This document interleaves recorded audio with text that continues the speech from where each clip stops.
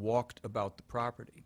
There were very specific technical differences that were observed, but in this film, we see an object that some people might say is a model. It's hovering above what appears to be a tree and in front of a house.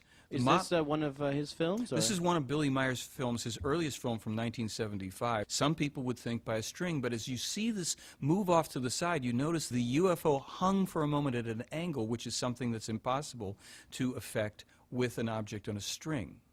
But it looks like so shaky and like being pulled up and down. Yes. And is this the usual way they fly? No, this was a demonstration flight, and some of what was accomplished here was the characteristic and to be expected movements would come from an object, a pendulum-like object, an object on a string. And then we see these other smooth and flowing movements as the UFO is moving about the tree. We're told that this was done for a couple of reasons. One, to actually demonstrate flight in a terrestrial environment, and two, to also give an out to skeptics who would have to say this cannot be an object from outer space. It would be too threatening to their belief systems. However, at a certain point, we can actually see the top of this tree swaying under the backwash of the UFO. And if we look back at the very opening of this film, we will notice that there's a great deal of space between the UFO and the sky, making it very, very unlikely that it could be an object suspended on a string. And why is this film so like blurry and like looks like an old film? I mean, well, it is an old film, shot in 1975 on a snowy and rainy day, according to Meier, and shot from a distance. So what we're seeing here is a rather poor quality film, to be sure.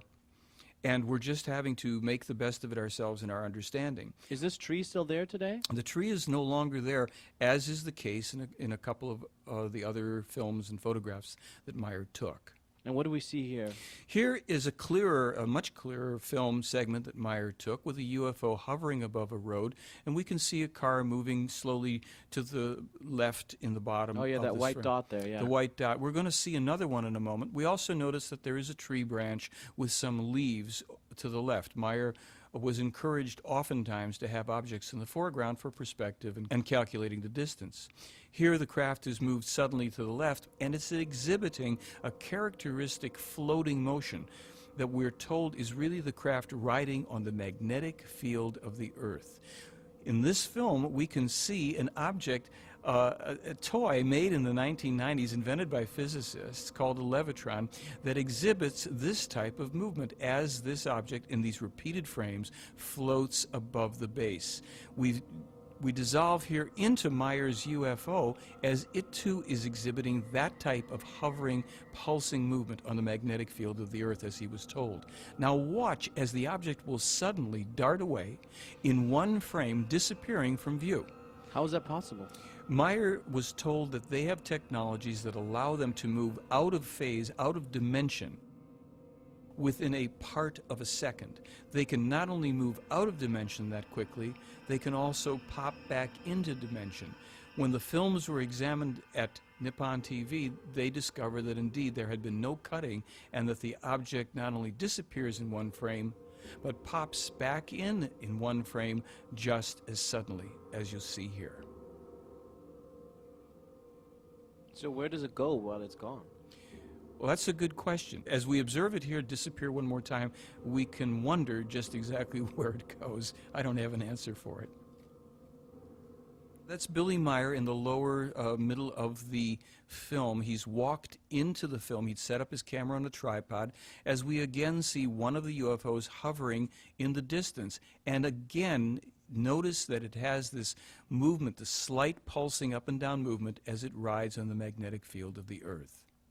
And this film?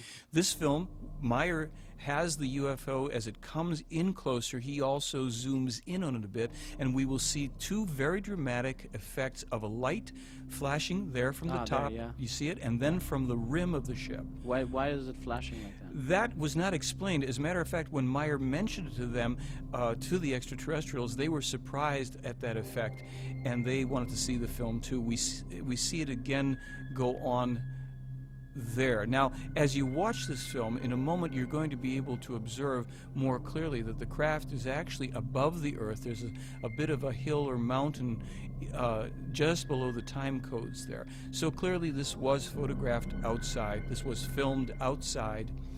And this is one of the films that the owners of Uncharted Territory, the Academy Award-winning special effects house, they viewed this film and determined that it was not a hoax.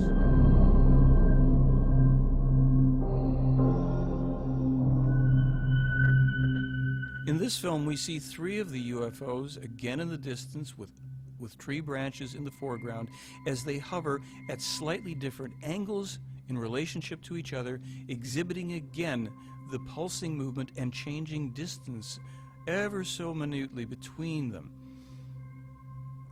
Uncharted Territory said that if they could duplicate actually a different configuration. When was this video taken? This was taken in 1981, outside. Meier has the camera set up. This is his first video camera. And the UFO here is about 200 to 300 feet in the distance as best we can calculate. Meier snaps some of the photographs here. He'll then leave the frame. He'll go out of frame again for a while before coming back in. Some skeptics had claimed that this was really false perspective, that it was small model trees set up close to the camera. For anybody that's been to Switzerland, rural parts as well, and especially near where Meier lives, many solitary trees appear on these hillsides, and they look all too good to be true unless you're familiar with the fact that there's a very vibrant life force. The trees are clear, solitary in many occasions. Here, this solitary tree has the UFO hovering virtually motionlessly in front of it. How is that possible? In the other films, it was moving. Here, it's like standing still. Well, it seems that the UFOs can be controlled consciously by the Plejaren. People have to think that through for themselves and see if they accept